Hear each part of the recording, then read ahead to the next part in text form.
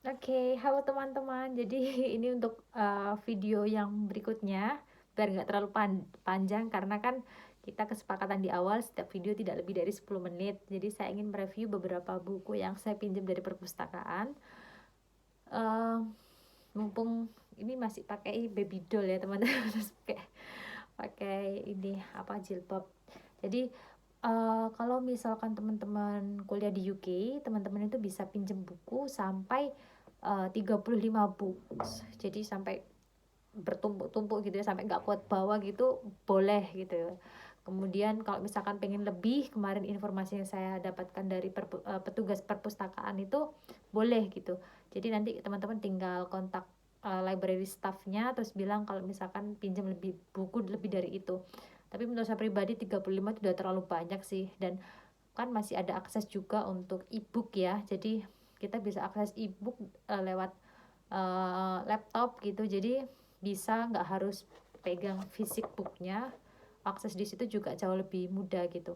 Oke. Nanti kalau misalkan teman-teman ada pertanyaan terkait library di UK, mungkin barangkali bisa drop question, barangkali saya bisa jawab gitu ya secara keseluruhan seperti apa, dan mungkin secara spesifik bagaimana yang terjadi di kampus saya. Dan nanti semoga ada kesempatan kapan-kapan saya take video di library kampus saya ya, jadi ya in general gitu. Dan memang saya kan rencananya nggak pakai edit-edit video ya, jadi habis saya record langsung saya upload gitu. Jadi mohon maaf kalau misalkan videonya kurang bagus atau nggak ada efek-efek seperti itu.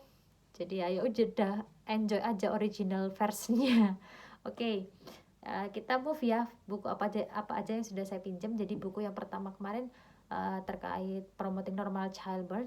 Mungkin teman-teman di sini yang follow Instagram saya, jadi minggu lalu ya kalau nggak salah, saya sempat share uh, intisari atau resume dari buku yang saya pinjam terkait Birth Without Violence. Itu persalinan tanpa kekerasan, itu lumayan tipis dan um, lumayan bagus isinya. Saya juga sempat um, typingkan beberapa poin-poin yang saya dapatkan di situ, dan itu mind blowing banget.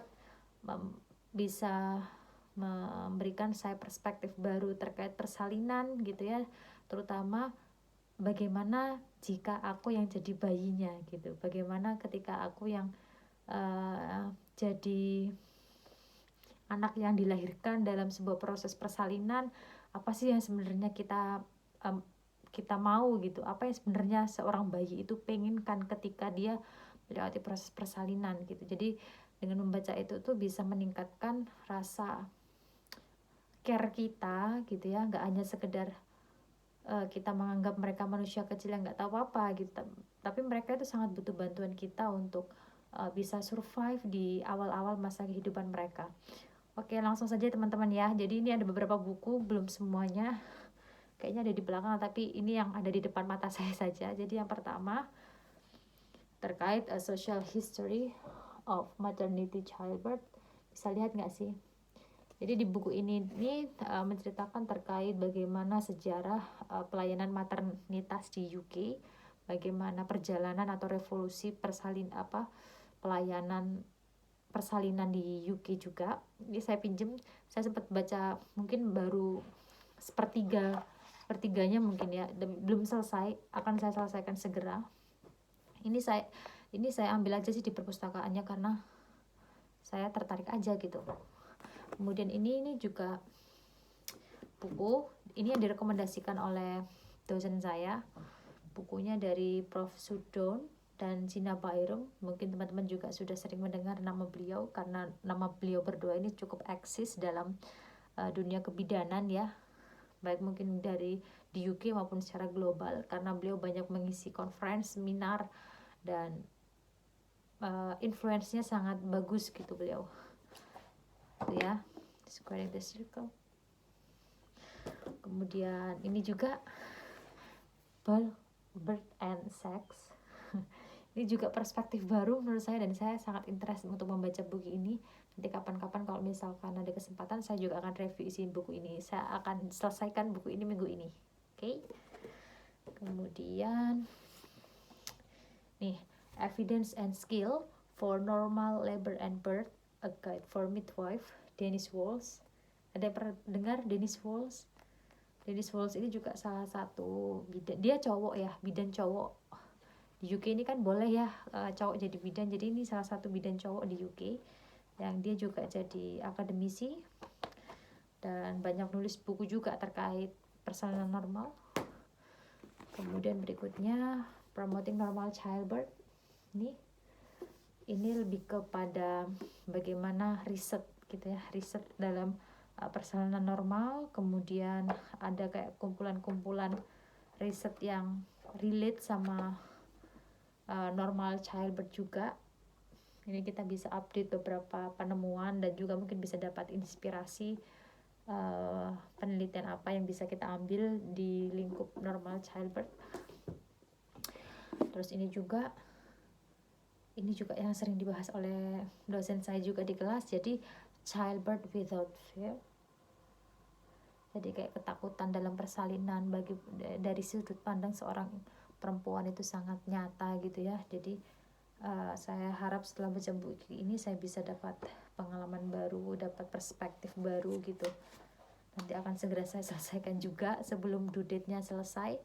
Kemudian ya ampun, itu kayaknya baju di belakang gantungan kenapa kok memalukan sekali sih. Oke lah, saya tutup dulu ya pakai ini ya. Oke, beres.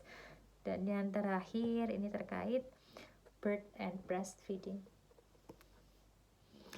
Birth and breastfeeding, can you hear that? Oke. Jadi saya pinjam buku-buku itu, nanti semoga kalau saya sudah baca barangkali nanti saya bisa ngasih beberapa review per buku gitu mungkin ya, kalau bisa. Karena beberapa reading list itu juga bentuknya ada yang jurnal ya, ada yang movie juga. Jadi nggak harus melulu buku atau referensi ilmiah gitu.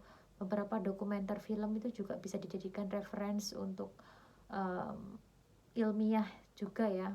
Jadi ada beberapa referensi film yang dikasih dari dosen saya, dan ini saya dalam tahap ingin mengklarifikasi dan minta akses sih untuk film itu. Barangkali kampus beli atau subscribe film-film itu, film-film dokumenter persalinan, sehingga itu juga bisa menambah khasanah keilmuan saya gitu. Mungkin demikian teman-teman buku-buku yang saya pinjam. Dan banyak gak sih ini?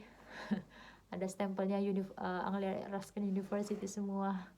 Jadi nanti tinggal saya cek di account library saya, jadi berapa buku yang saya pinjam, kemudian kapan harus dikembalikan, ada remindernya nanti dikirim di email mahasiswa saya. Mungkin demikian teman-teman, sudah menit ke 8:12. Semoga bermanfaat. Bye bye. Assalamualaikum.